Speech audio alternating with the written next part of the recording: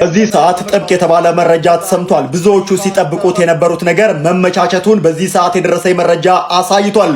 እንደ መረጃው ከሆነ ታዲያ 20 በመቶ ብቻ ከፍለው ቀሪውንም በ25 ዓመት ክፍያ የቤት ባለቤት መሆን እንደሚችሉ አዲስ መረጃ ወጥቷል።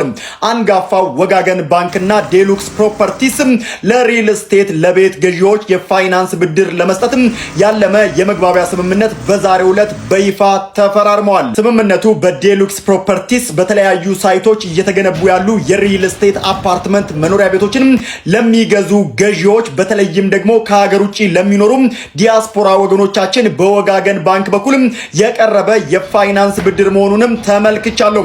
በዚህ ስምምነት መሰረት ታዲያ ገዢዎች 20 በመቶ ብቻ ቅድመ ክፍያ ከፍለው ቀሪውን 80 በመቶ እስከ 25 ዓመታት ጊዜ ድረስ በዝቅተኛ ወለድ እየከፈሉ የቤት ባለቤት የሚሆኑበት እድል ነው ተብሏል።